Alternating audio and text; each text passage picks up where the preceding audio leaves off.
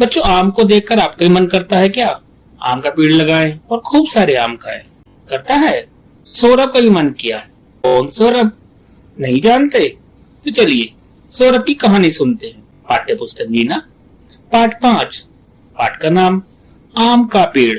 गर्मियों के दिन थे। सौरभ के चाचा जी ने अपने बगीचे के एक टोकरी आम भेजे। आम बहुत मीठे थे। सौरभ को आम बहुत अच्छे लगे। उसने सोचा ऐसे ही आम मैं अपने बगीचे में लगाऊंगा। उसने बगीचे में एक जगह थोड़ी मिट्टी खोदी, वहां आम की एक गुठली डाल दी। गुठली पर मिट्टी डालकर उसने थोड़ा पानी छिड़क दिया। वह प्रतिदिन सुबह वहां पानी डालता। कुछ दिन बीत गए, आम का पौधा नहीं निकला। उसने पानी डालना बंद कर दिया। एक दिन हल्की हल्की वर्षा हो रही थी। सौरभ घूमता हुआ बगीचे में उसी जगह पर जा पहुंचा। सामने ही लाल लाल कोपलों वाला नन्हा सा पौधा लगा था। पौधा देखते ही सौरभ प्रसन्न हो उठा। पौधा निकल आया, पौधा निकल आया कहते कहते वह अंदर भागा। अपनी छोटी बहन प्रिया का हाथ पकड़कर उसे बगीचे में ले आया। पौधा देखकर प्रिया भी खुशी से उछल पड़ी। सौरभ बोला, यह पौधा मैंने लगाया है। यह आम का पौधा है। इसमें खूब मीठे आम लगेंगे। दोनों भागे भागे पिताजी के पास गए। पिताजी बोले, क्या बात है, आज तुम दोनों बहुत प्रसन्न हो। प्रिया बोली, पिताजी बगीचे में आम का पौधा निकल आया है। अगले वर्ष हम अपने ही पौधे के आम खाएंगे। उसकी बात सुनकर पिताजी हंसे। वे प्यार से बोले, छोटे से पौधे को बड़ा होने में बहुत समय लगेगा। 4-5 वर्ष में यह एक बड़ा पेड़ बन जाएगा। इसका तना मोटा होगा, बड़ी बड़ी शाखाएं होंगी, तब इसमें आम लगेंगे। यह सुनकर प्रिया थोड़ी उदास हो गई, पर सौरभ तुरंत बोला, कोई बात नहीं, हम पौधे की देखभाल करेंगे। एक दिन हम इसके फल अवश्य खाएंगे। तो बच्चों, कैसी लगी कहानी? सौरभ के चाचा जी ने सौरभ को किस मौसम में आम भेजे? तो आम किस मौसम में आते हैं? गर्मी के मौसम में। आम खाकर सौरभ के मन में क्या विचार आया?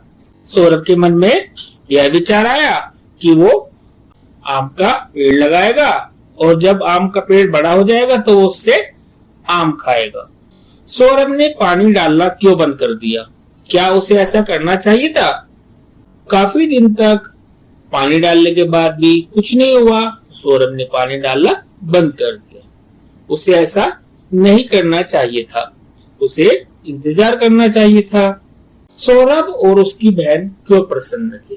सौरभ और उसकी बहन इसलिए प्रसन्न थे क्योंकि उनके बगीचे में आम का पौधा उग गया था। पिताजी ने आम के पौधे के बारे में सौरभ और उसकी बहन को कौन सी बात बताई?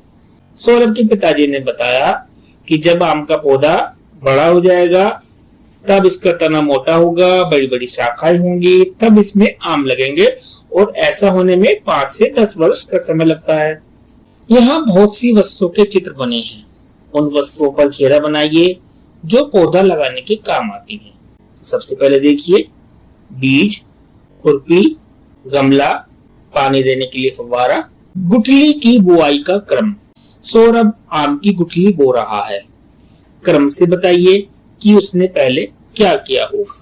देखते हैं क्या लिखा है। धरती पर पानी डाला, खुरपी से धरती में गड्ढा खोदा, गुठली बोने के लिए अपनी माँ से सही स्थान का सुझाव मांगा, माता पिता से गुठली बोने की इच्छा बताई, बाल्टी में पानी लेकर आया, माता जी से गुठली बोने की जानकारी ली, गड्ढे में गुठली डालकर उस पर मिट्टी डाली, गड्ढे में खाद डाली। सबसे पहले माता पिता से गुठली बोने की इच्छा बताई। नंबर 2, माता जी से गुठली बोने की जानकारी ली, गुठली बोने के लिए अपनी माँ से सही स्थान का सुझाव मांगा, बाल्टी में पानी लेकर आया, धरती पर पानी डाला, खुरपी से धरती में गड्ढा खोदा, गड्ढे में गुठली डालकर उस पर मिट्टी डाली और गड्ढे में खाद डाली। सौरभ और प्रिया के बगीचे की सैर। आइए सौरभ और प्रिया के बगीचे की सैर करते हैं। पता लगाते हैं कि वहाँ क्या क्या है। चित्र देखकर पेड़ों को पहचानिए और उनके नाम लिखिए। ये क्या है? आम, केला, जामुन, अमरूद और ये कटहल। सौरभ और प्रिया ने फल, साग और अनाज के नामों की सूची बनाई। आइए सही टोकरी में सही वस्तु रखते हैं। आम, फल, करेला, सब्जी, गेहूं, अनाज, सेब, फल, ककड़ी, सब्जी, आलू, सब्जी, बाजरा, अनाज, मूली, सब्जी, पपीता, फल, लौकी, सब्जी, चावल, अनाज, लीची, फल, केला, फल है, बैंगन, सब्जी है, गाजर, सब्जी, अनार, फल, मकई, अनाज और पालक, सब्जी। तो इन्हें इनकी टोकरियों में रखते हैं। कहानी के अनुसार विशेषता लिखिए, जैसे मीठे आम, नन्हा पौधा। तो बहन के लिए क्या विशेषता होगी? छोटी बहन, शाखाएं, बड़ी शाखाएं, तना, मोटा तना, कोपले, लाल कोपले। सौरभ ने आम की गुठली बोई, नीचे दी गई तालिका को पूरा कीजिए। गुठली वाले फल एक तरफ और बिना गुठली वाले फल दूसरी तरफ लिखिए। तो गुठली वाले फल कौन कौन से हैं? आम, लीची, जामुन, आलू बुखारा। बिल्कुल सही। बिना गुठली वाले फल केला, सेब, अंगूर और अमरूद। अच्छा बच्चों, आपने काम और नाम वाले शब्दों के बारे में पढ़ा होगा। कहानी में से काम और नाम वाले शब्द छांटकर लिखिए। काम वाले शब्द कौन कौन से हैं? जैसे खोदना, भेजना, लगाना, डालना, देखना, भागना, उछलना। तो ये क्या है? हमारे काम वाले शब्द। अब नाम वाले शब्द कौन कौन से हैं? चाचा जी, सौरभ, प्रिया, पिताजी, आम। नीचे दिए गए भूल भुलैया के खेल में एक फल को दूसरे फल से मिलाते हुए भूल भुलैया से बाहर निकलने में प्रिया की सहायता कीजिए। सेब से शुरू करेंगे, तरबूज, तरबूज के बाद आम, आम के बाद केला, पपीता, खरबूजा, अनार, आलू बुखारा, अनानास और अंगूर। इस तरह भूल भुलैया से बाहर आ गए। नीचे दिया गया पेड़ का चित्र हाथ की छाप और उंगलियों की सहायता से बनाया गया है।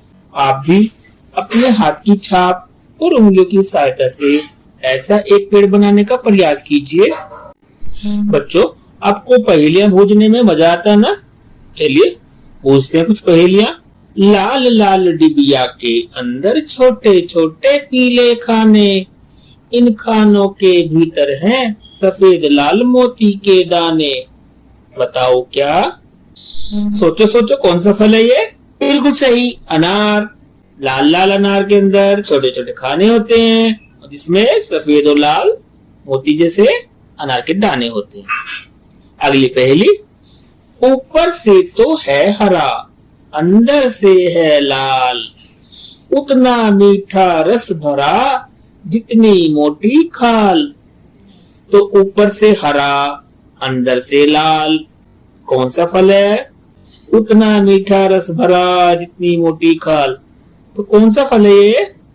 बिल्कुल सही, तरबूज।